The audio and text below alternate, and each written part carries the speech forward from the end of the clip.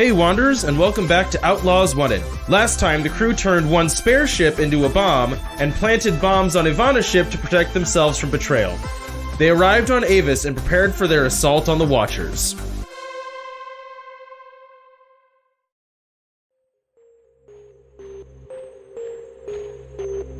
Approaching the pole even at the best of times on Avis is going to be depressing. This is the least hospitable part of the planet. It gets very cold and very bleak. There are a lot of structures that are here. It's kind of the dumping ground for a lot of the nastiest industry that exists on the planet, and also a lot of scientific research. It's just the cold temperatures and, I will say, less stable parts of the planet tend to be here, so just a lot of, scientific observation is done in this area. But this time, flying towards the South Pole, it's decidedly different. Sully, in your mind, like I said, this is going to be kind of the brightest or darkest spot, I guess, as it were, of chaos on the planet. It's the epicenter as you can sense it in your own mind. This is different than how it was before, where there were maybe little pinpricks of chaos throughout the entire civilization. It seems like they've all congregated in one place at this time. And in your mind, you can almost feel a similarity between Avis and Roke in that there is this heavy concentration of chaos that you could see in the future splitting open Avis just like it did to Jila's people's planet ages ago. You mean Vice? Oh, sorry, Vika's people's planet ages ago. The closer you get, however, the area immediately around whatever this structure is going to be kind of becomes a wasteland, so that's rare on Avis that there's large miles of empty space, but right around whatever manufacturing facility this is, it has almost entirely been either abandoned or actually leveled intentionally. Whoever is on sensors, make me an investigation check. Would that be Mal? I'm guessing Mal would be at whatever pilot position there is, right? I would think so. I don't think Sully is helping navigate with the ship at all. I think he's preparing for what's coming. Do you have what stat that would be, Cody? I believe... Is that smart? I think, let's say it's sharp, yeah. I'm pretty sure it's sharp. Sensor array is cool weird. Okay, so cool then, actually. That is an 11. All right, with an 11. So, on your real-world scanners, what you detect is directly over the pole, you can see a flare of heat. So, normally this would be similar to our polar ice caps. They're frozen, right? Here, they should be, but it seems that they have been drilled out, and instead this area of the planet has been opened up to where the magma is... Magma? Sure. Magma or lava, I don't actually understand the difference. It's magma's inside, lava's outside. Okay, so I guess it's lava now. The point is you can see the mag lava is shown bare, and you can see piping running down into it on the scans that leads up to a massive manufacturing structure. That structure itself is extremely symmetric. So it is just a square block with regularly spaced piping leading down into the lava. And then you can see production and assembly lines that are all perfectly organized, straight lines, perfect rows, right angles everywhere. It's just basically a giant concrete obelisk of manufacturing that has been slapped on the cap of the planet and is drawing magma from it. So, how would you like to approach? Where do you want to land? This is on you now. So, we have a bomb ship that's heading this direction, right? This is its target, isn't it? Yes. How far away are we at this point? From this thing? From the manufacturing site? You can be as far away as you want. Does that make sense? What are you trying to do, Vinny? Well, I was just trying to think probably don't want to be inside that building when a bomb hits it. No, you're not inside of it. You're a bomb blast away, let's say. Okay, I was just saying I'm thinking we probably stay a distance away until bomb ship comes. Okay. I'm sorry. I might have missed this. What? There's nothing around? There's just this building? It would just be melted ocean and a giant crater leading down to magma or lava. Okay. But where are the space penguins? Spenguins, if you will. All the Spenguins are dead. The Spenguins are dead. All right, so I'm going in. Zach is going in. Guns a-blazing. So I think we want to cue the bomb ship, wait till the smoke clears enough to go in, and then you guys can start mopping up.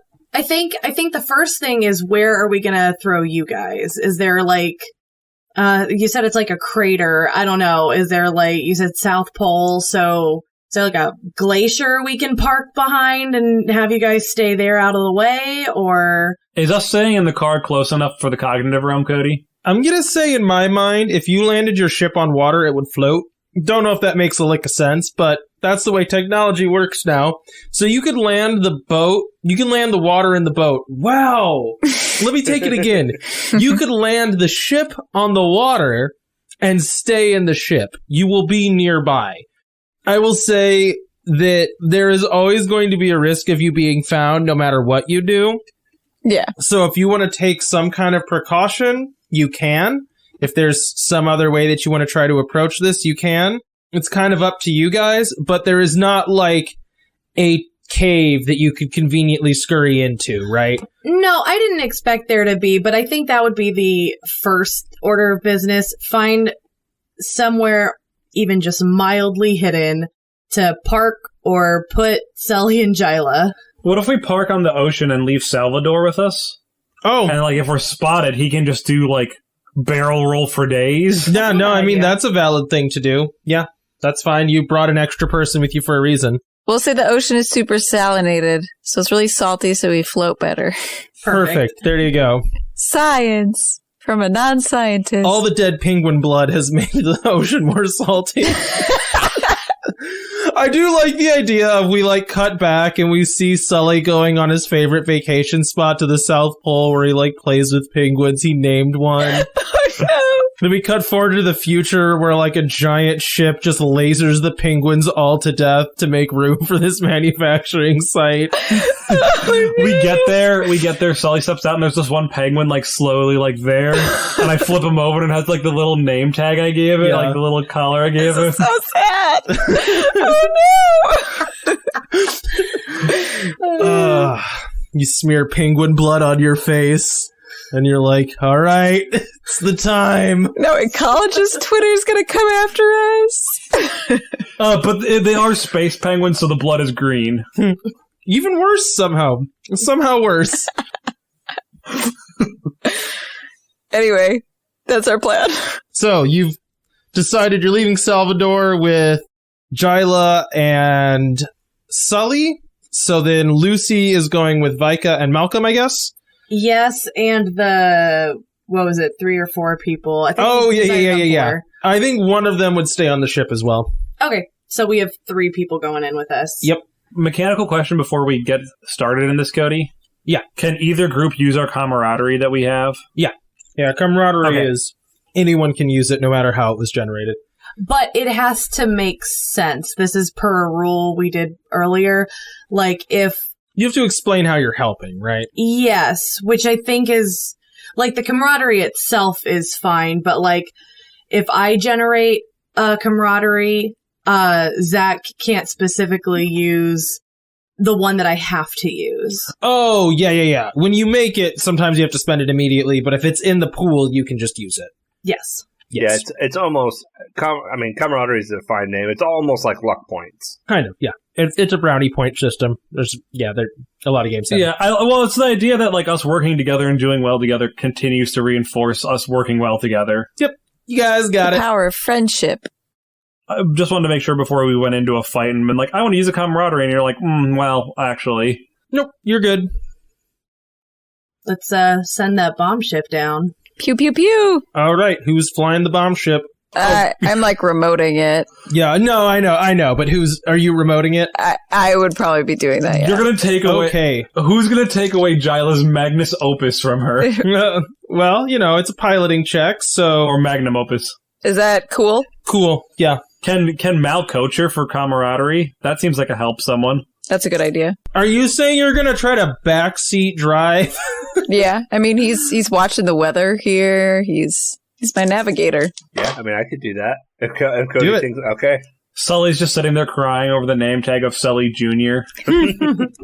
That's an 11. I got an 8. All right. That is at least a 9 then. And then you could spend camaraderie on it if you would like to. Do it? Yeah, go ahead and do Okay. it, because we'll still be at 2. Okay. Because I generate 1 to use now and 1 to use later. Okay. It's also, this is like our opening salvo, which is like hitting hard and fast seems good. That's what I was gonna say. Is let's hit it hard first. Okay. So the structure seems extremely quiet. This manufacturing facility, considering this is the heart of their manufacturing, super boring. Just a plain concrete building. As soon as the ship gets close, you're flying it with remote control, but you can actually see it, like bust through the atmosphere, start heading down towards it, and this concrete obelisk splits open, and a just massive bank of all manner of defenses pops out of the concrete. Like, you can see it opening up as guns and rockets and, ground defense all pop up and immediately start firing on the ship. You're able to quickly maneuver it to avoid most of the fire, and as it is not, normally a ship would be not flying straight at it at top speed, because that's, like a suicide run. That's normally not what ships would do. So it clearly is not anticipating trying to shoot down an enemy missile, which is basically what's happening here. So instead, the ship takes a lot of hits and catches fire, but then slams into just like the... Well, where do you want to hit? Do you want to hit like a corner, a side? Do you have anything specific that you want to do with this? Did you say there were pipes all around, like the whole thing, or is it just on one side? So on the underneath, there are regular pipes going down into the lava. So it's like on stilts? Yes. I'm confused. It's like on stilts. Those houses that are above water and they have like legs going down? That, except it's all pipes. Okay, yeah. Gotcha. Okay. I can see in your head you're trying to figure out what those pipes are attached to actually make this thing stay up in the air. Stop trying to figure it out. It does not make sense. No. I was thinking about guiding the ship. I think I would be aiming it lower. Oh, okay. In order to like hit it at the base, because the base, it's just it's on pipes. It's not like on a solid foundation. Sure. So that's what I'm doing.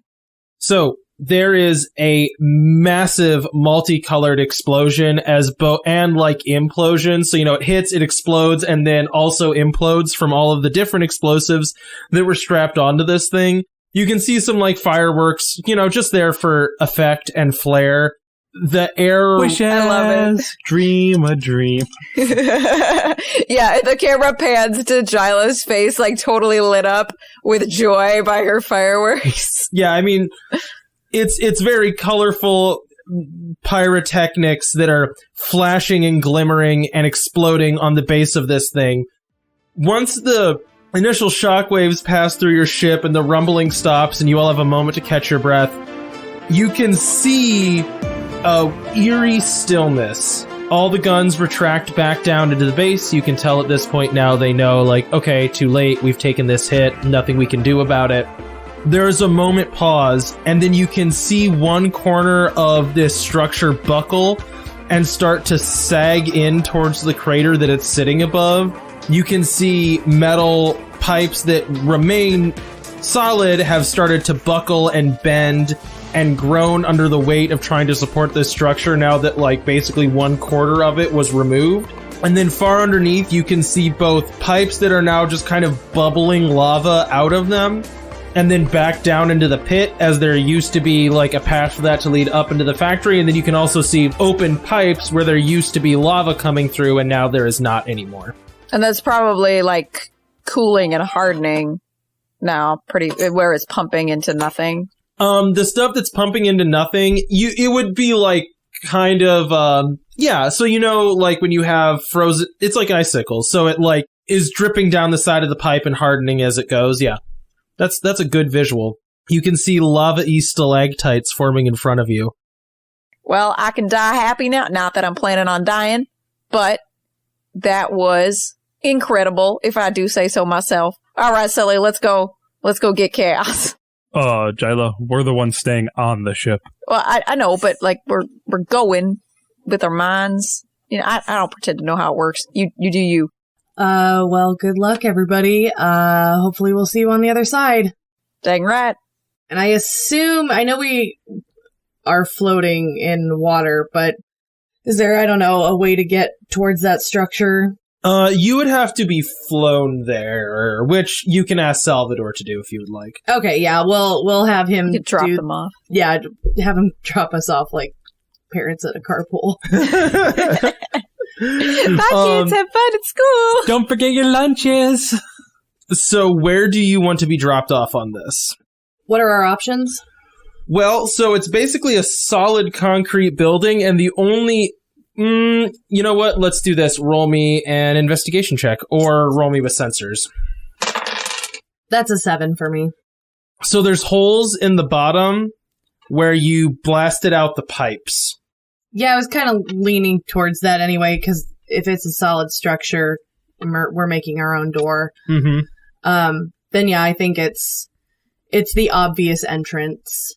Okay, so as you start flying towards those openings that have now been blasted out, you can see robots or watchers beginning to stream out of the structure. They're flying on like kind of rudimentary jet boots as they begin inspecting the damage, and you can see some of them beginning to make repairs as they are like welding metal onto the structure to try to provide more support.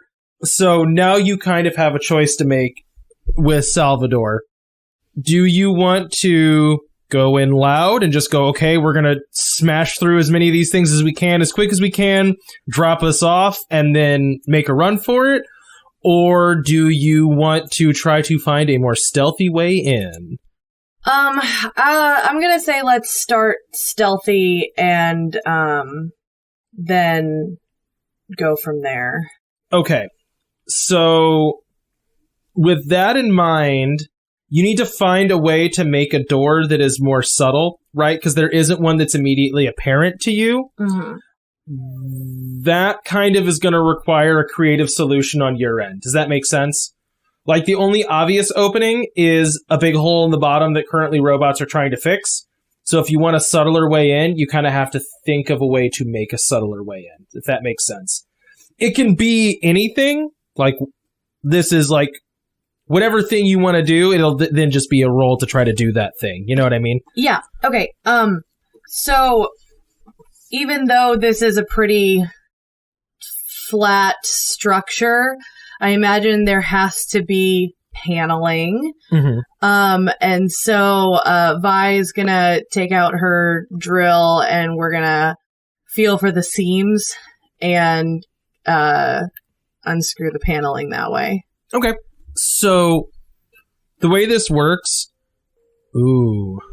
So this is difficult because you know that approaching under duress or like under power is going to result in getting shot at pretty badly, because that's what happened to the last ship that approached this thing, right? They tried to shoot it out of the sky. Mm-hmm. But, fortunately, you have a crazy,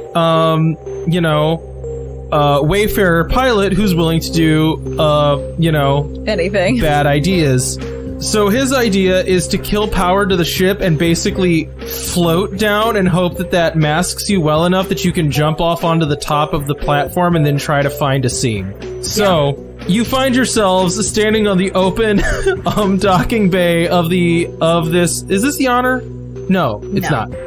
You find yourselves on the open bay of a Interstellar Council ship.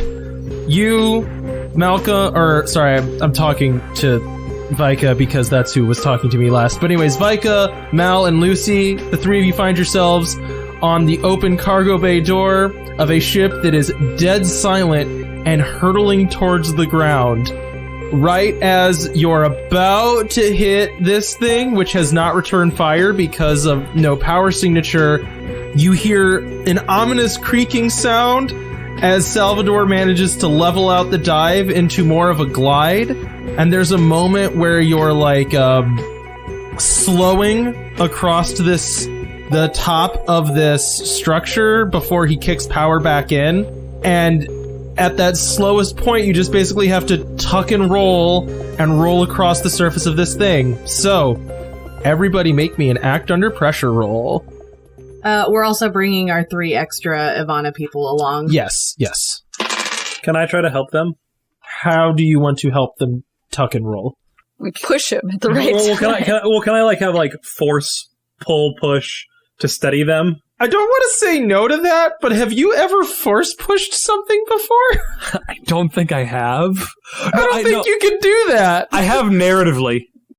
I said narratively I draw my sword by force pulling it. Has that ever been established? You know what you could do is use Harmony to like focus us, so it's like we're eerily calm about it, and you get the exact right time. Yeah, that works. That is far more narratively justifiable than I have a new magic power. I mean, last time I said, can I make them focus because of Harmony? And you said, that feels like too much where you could do it for every situation. This feels, I'm gonna allow it this time.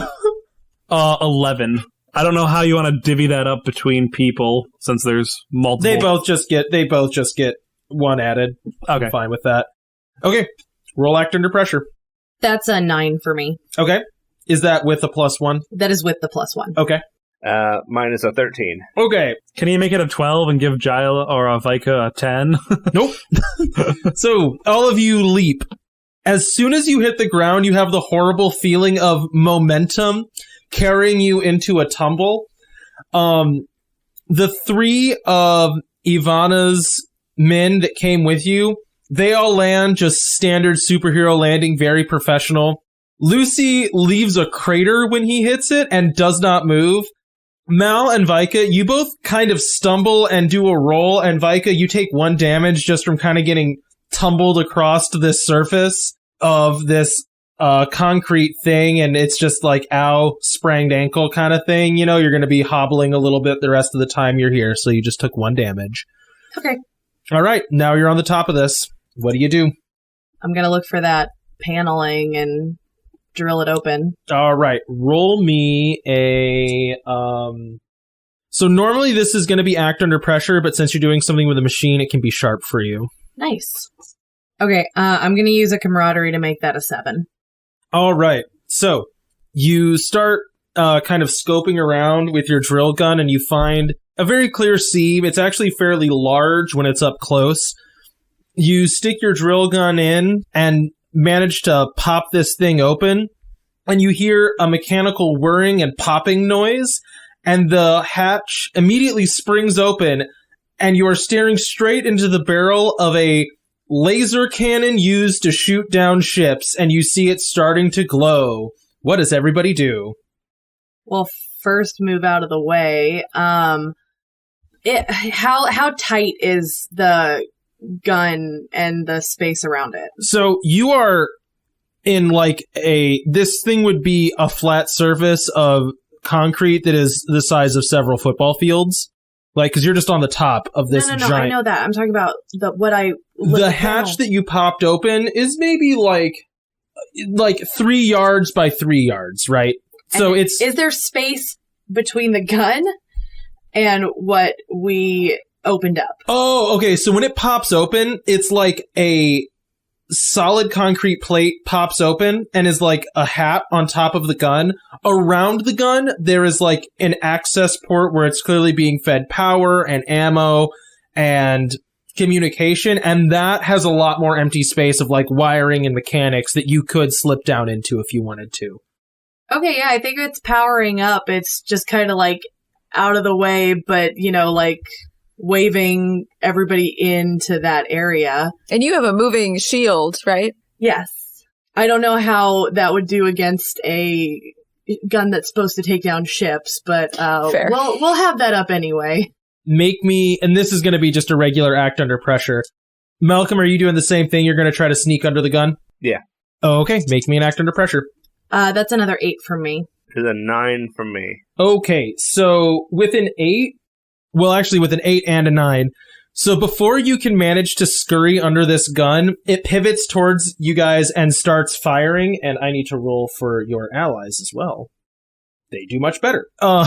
So before you can get yourselves slipped into this hole, Vika and Malcolm, you both take 1 damage as blaster fire from this starts rocketing towards you guys. It's like you get hit in the arm and the leg as you're managing to slide your way under. So the 2 of you slide your way under this, and you look up and see Lucy and the 3 other people also making just like a rush towards it. And so 2 fortunate things happen. 1, the gun was temporarily mostly distracted by the 2 of you.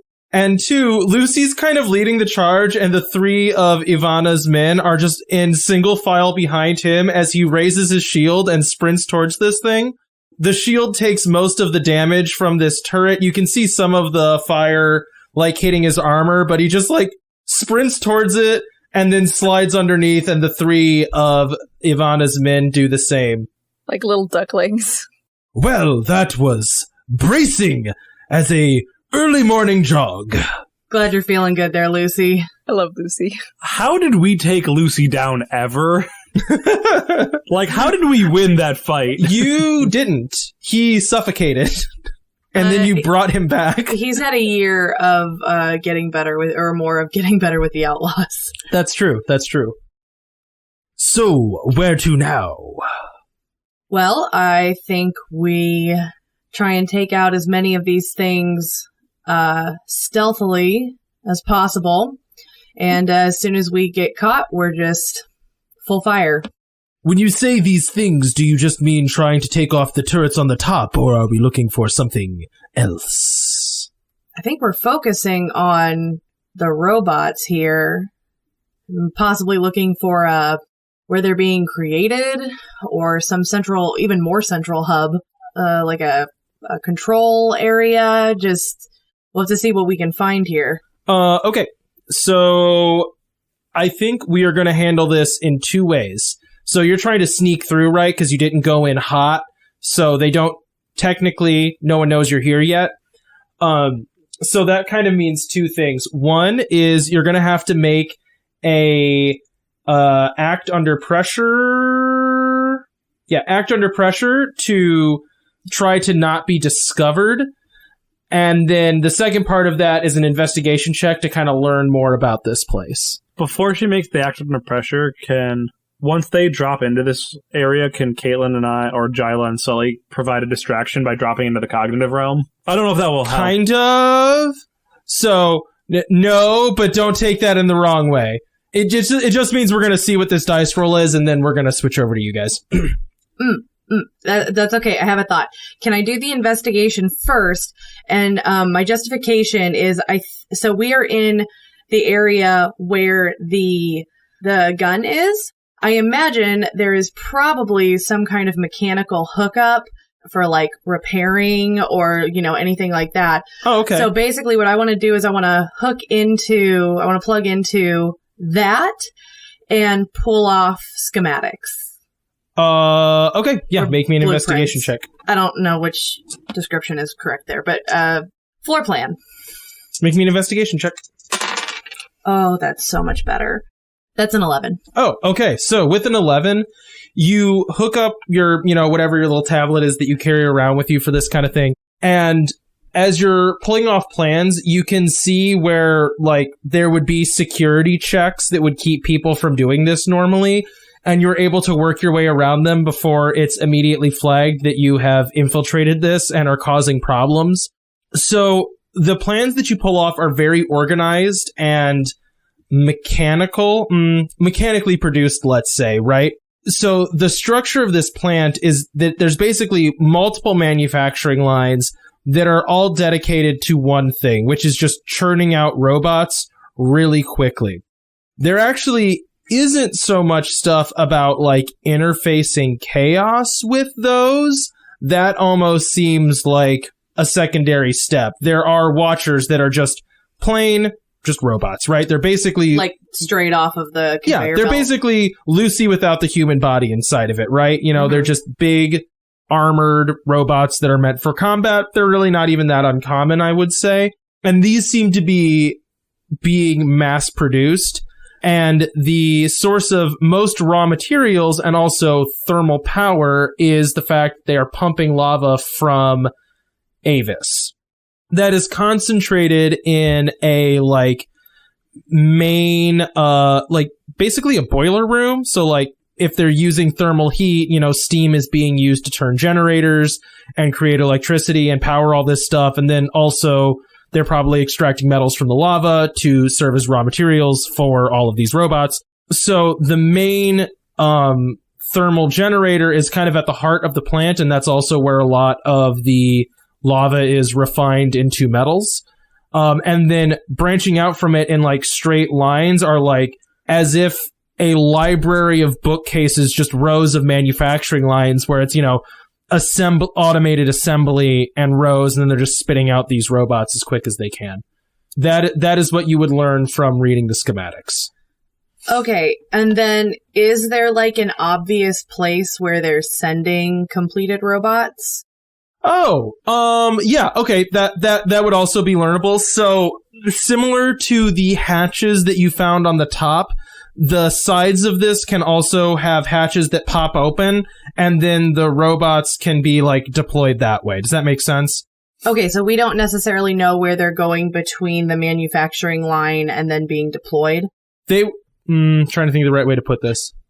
What I'm trying to figure out is if there would be a place where they are getting chaosed in here. Like, is there a manufacturing chaos deployment, or is it manufacturing deployment? If we can't figure that out, that's fine. But I didn't know if there's like a holding place for finished robots before they're deployed.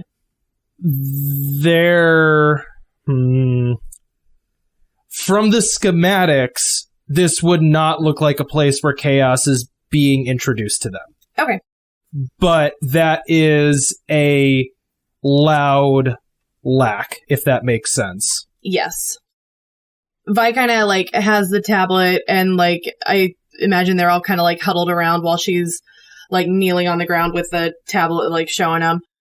Okay, so it looks like the main areas we're probably going to want to target are either the manufacturing lines, or we have this boiler room, thermal room type area that is probably where they're getting all their the energy to run this place, and materials and things like that.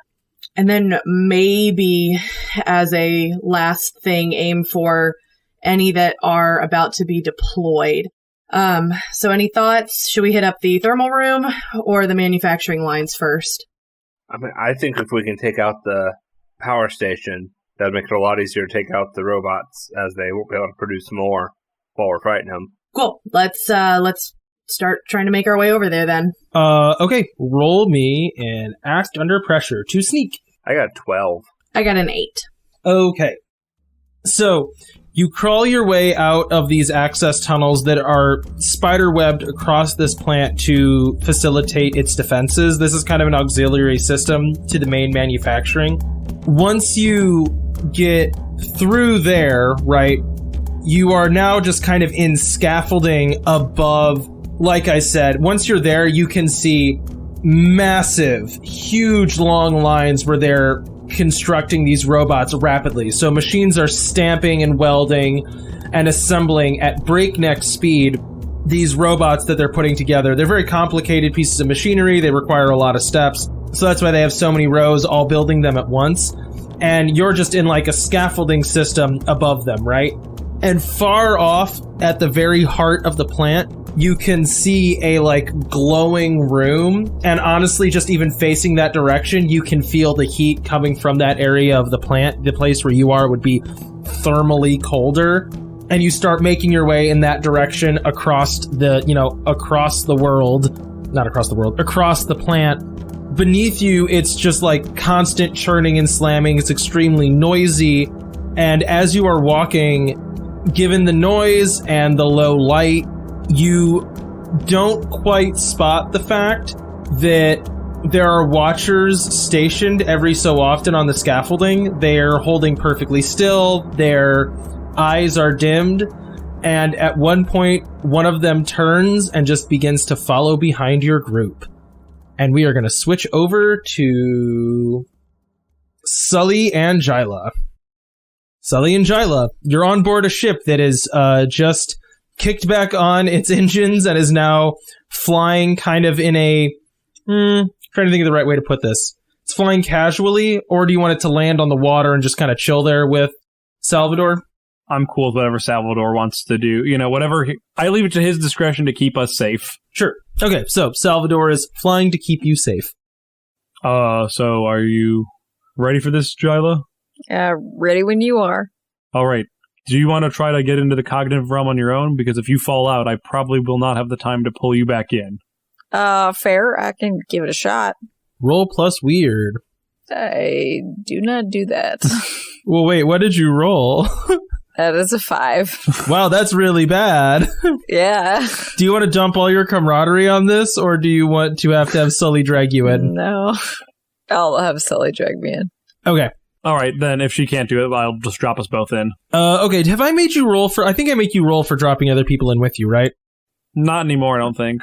Oh, okay. Okay. You make me rolls if I pull them in now.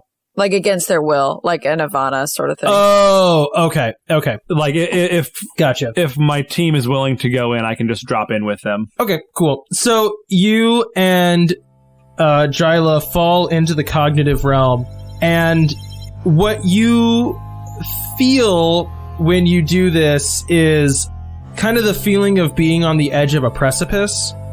So normally when you're in the cognitive realm, right, it's basically flat.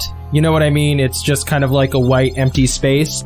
That's still true, but kind of far off in front of you, you can see a cliff face leading down. That is very uncommon for you. And sitting at that cliff face, at that mouth leading deep into who knows what is underneath the cognitive realm, there is a structure built up. It is...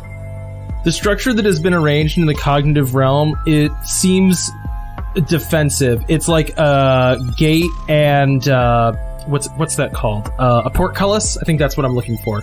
It's like a portcullis, right? This is a structure that is designed to be defensive, and it is difficult to tell from where you are standing whether it is meant to keep things out of this or keep things in this pit. Well, that seems unusual, even by the normal amount of unusual that this place is for you.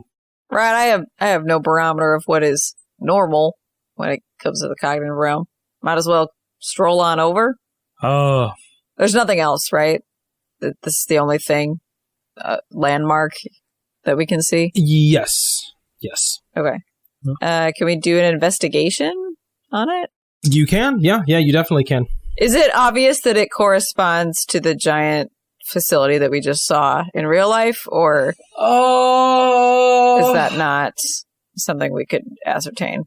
This makes me feel really bad for Stephen King, because I'm starting to understand why when he gets metaphysical with stuff, it becomes very difficult to describe with words. It is not a one-to-one relationship. It is not like whatever thing there is in the cognitive realm, there will be a thing there. But there is a reason why when you dropped into the cognitive realm, near that factory, what you see in the cognitive realm was a pit and a portcullis. That is relevant. Yeah. It is not that they are one for one. Like, if you break this thing in the cognitive realm, or if you kill whatever's living in there in the cognitive realm, the factory won't disappear necessarily. Right. It could be, but the factory could be around something that is making this thing in the cognitive realm. Yeah, I get it. Does this remind me at all of the thing that I saw when I murdered the Watcher before? You saw like a tendril leading back, right? I thought I got a glimpse of like what was here, like the...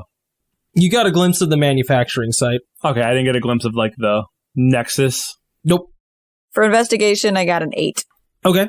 Are you the only one rolling the investigation? If you are, that's fine. Well, I can roll too. I did worse. Okay. With an 8, you stare decidedly at this portcullis, and you kind of, as you're walking, are trying to keep your, I guess, mind's eye open to the idea that maybe there's something more to detect here than just like this walled off thing. From at the very top of the structure, right? So down below, gate, there's a gate, you know what I mean? But high up above, the roof of this is open, right? Open to the air. And you can see a figure standing up there, staring off into the ether above him, right? So there's nothingness all around you, but for some reason, there is a figure standing at the top of the portcullis staring up.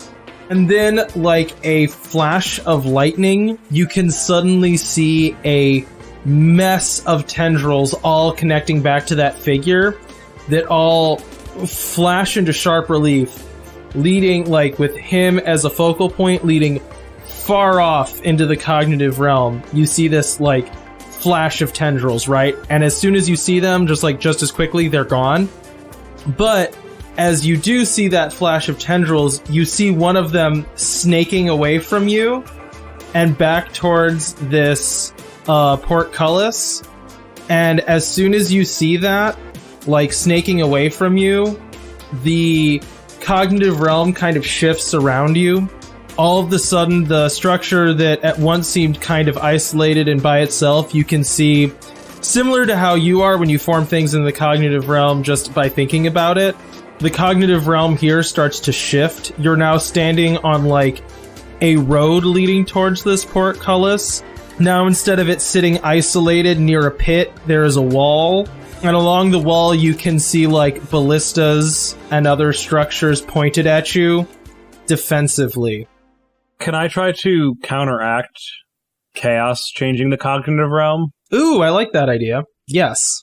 That will be a 7. Because I'm assuming this is weird. Yes. The wall in front of you that was immediately erected as soon as this thing detected your presence in the cognitive realm, it splits and crumbles. The defenses that it put up so hastily now are falling into disrepair. It's almost like the wall is aging away. The main portcullis itself remains sturdy and strong, but before all of these defenses can be eroded by time, one of them fires at you, and you take an arrow to your shoulder, doing 1 damage. I used to be an adventurer like you, then I took an arrow to the shoulder. You feel this as if it's real, but you know that it's just kind of cognitive trickery, making you feel as if you have been wounded. All right, back on you. Are you ready to fight whatever that person thing is? I'm riding high from the ship bomb. I'm ready for anything. You know you could make one of those in here by just thinking about it, right, Jila? I mean, I could try. It's not going to be the same as the real thing, though. You know? I'll try. I mean, for chaos, this is as real as the real world, so you'd be eviscerating him with whatever you can think of. You can think of an even bigger bomb if you wanted, Jila. You are not confined by space and resources. It's just what you can imagine. Jila, like, screws up her face, like, trying to imagine how that could be, but her weird score is 0. This is very hard to comprehend. Can I try to help her if she tries to, like, make a bomb right now? I'm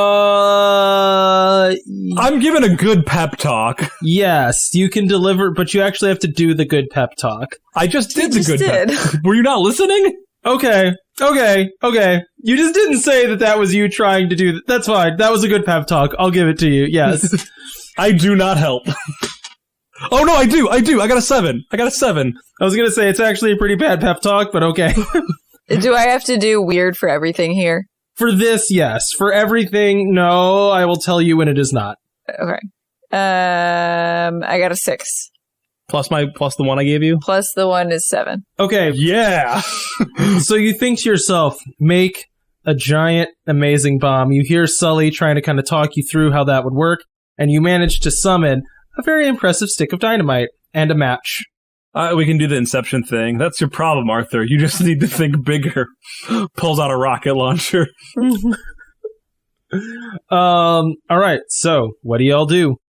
How much damage do you think your impressive stick of dynamite will do, Jila?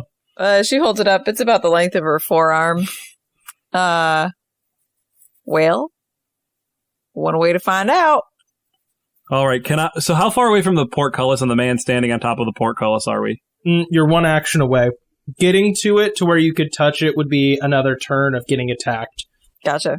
Can I raise up a platform to move me and Jila there? Yeah. What do you mean? Do you just, like, not want to walk, or? I think it's like his action would get us in range, and then my action would be using the dynamite. Oh, okay. Yes. Yes. That is fine. Okay. It's not just flexing. That'll beat. I'm assuming, I'm going to assume everything's weird until you tell me otherwise as well. That's an 11. This is all weird stuff, yeah. Okay, so with an 11, the old aging, so the road that formed up as soon as you made an attack on this structure that is then began to age as you tried to tear this structure back down, a perfect square of it splits off and begins to kind of hurtle its way closer to the portcullis, and you hurl your piece of dynamite. Roll blast some baddies. And I'll say that can be probably, what do you usually use to throw things? That's cool. Okay. Did you roll real bad? That's a 6. Take a camaraderie. I'll take a camaraderie to make it a 7. Okay. So you hurl this stick of dynamite at I want to make sure a portcullis is the right word. 2 seconds. Yeah, because you were saying obelisk before, but I don't think you meant obelisk. Portcullises are the gates to castles, which is what I meant. Obelisk is like the Washington Monument. Yeah, he was saying obelisk when we were outside in the factory. Yeah, but then he talked about them landing on a flat thing on the top. Hang on. Okay, I didn't mean obelisk. That's true. Obelisks do specifically have a pointed top. I thought that they were a, large... I think monolith is probably what I meant. Monolith is what I meant. Yes, monolith is what I meant, not obelisk. That is a fair point. I did not know those were different. So, you hurl the stick of dynamite, and the portcullis is destroyed, reduced to splintered wood and ash as an explosion tears through it. High above, you can see that same figure now craning over. It just seems like a shadowy figure that leans over high up in this tower and looks down on you. There's another, flash as all of those connected tendrils now seem to be, curling around this figure, and you can see eyes beginning to be drawn back towards it that are all starting to point at you. But just as quickly as they appear, they again vanish. You hear a clopping noise as from the inside of this gate you just blasted off, you see a horse walk out. It is... So a solitary black horse walks out from the gate. Floating above it are a disembodied sword and shield. What's that spell you cast to stop them from charging, Caitlin? I think this is Cody's revenge. He's like, oh, Caitlin's in the cognitive room where she can do jack shit.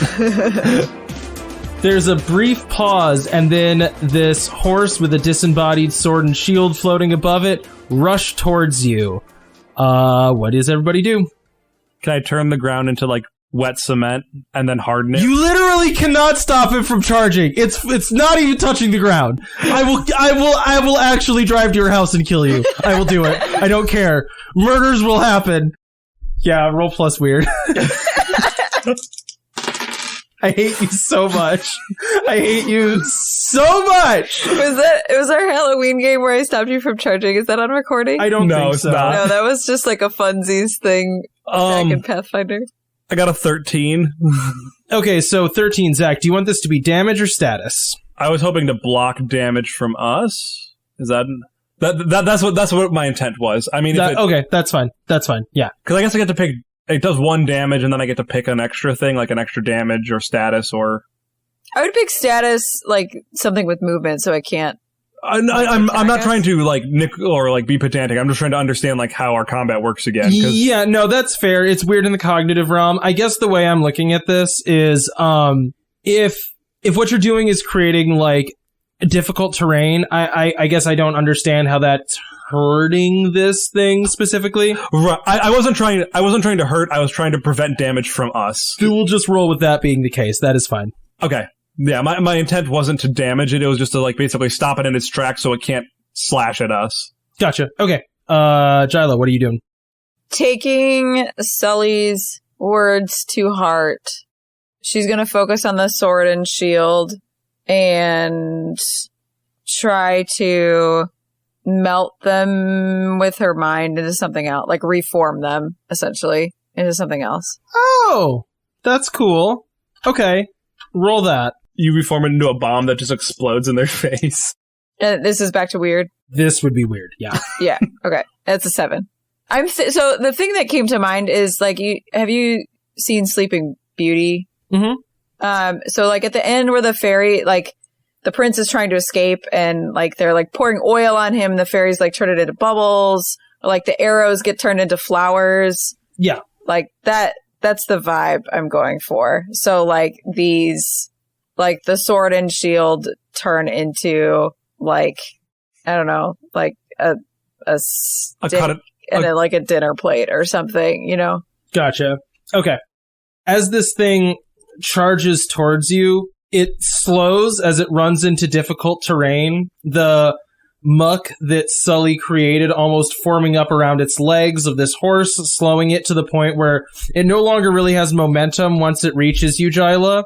It swings its sword down, and right before it hits you, it just disintegrates into like bubbles that float away. It's difficult to tell from the non-existent body language. There's a moment's hesitation, and then the shield swings up and hits you in the face, and you take 1 damage.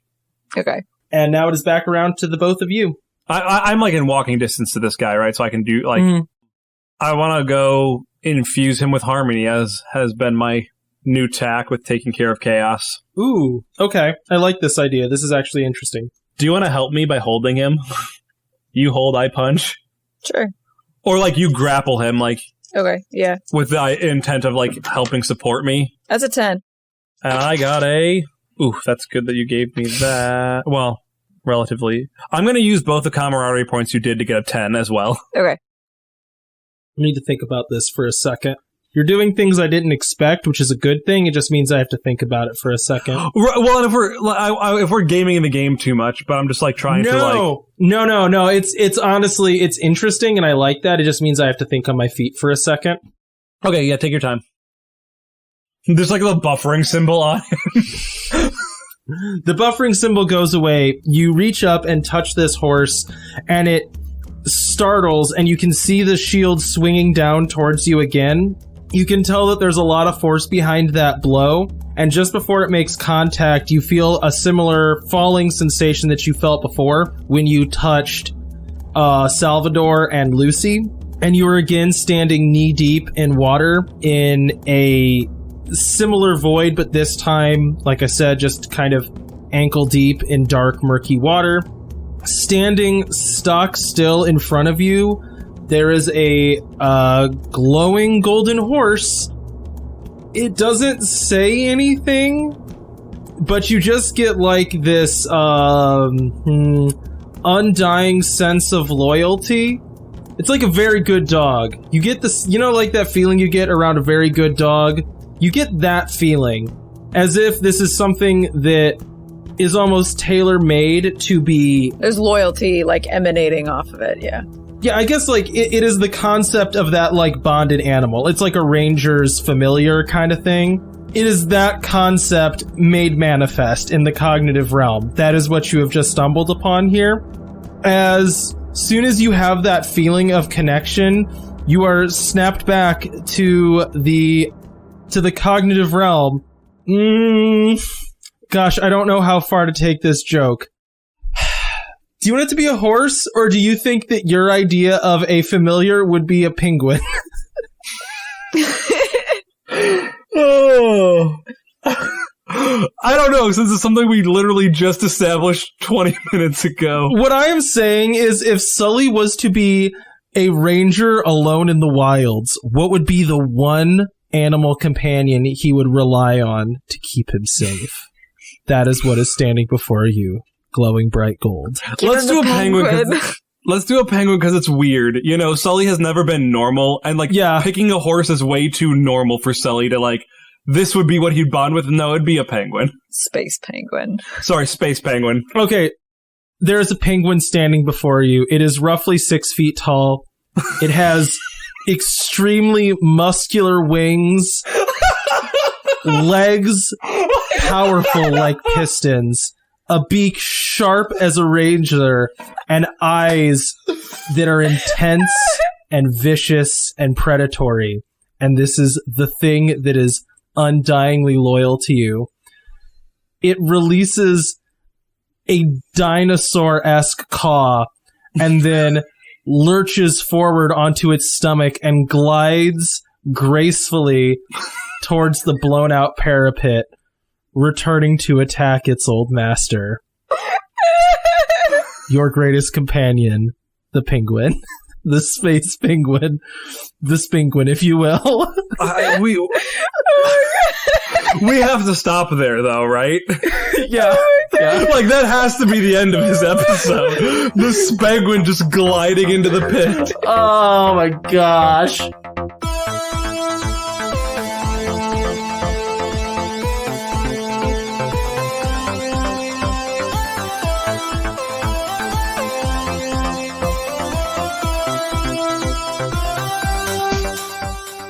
We hope you enjoyed this latest episode of Outlaws Wanted. Music for this show is from danosongs.com, audionautics.com, zapsplat.com, and in the public domain. If you like this show, you can check out more of our actual play podcasts at the Wandering Gamer Network's website or on Podbean. You can also interact with us on Twitter, Facebook, and Instagram. We also post Let's Play videos under our YouTube channel, the Wandering Gamer Network, and on Twitch we can be found at wandering_gamers. Now remember, it's not the outlaws that make trouble, it's trouble that makes the outlaws.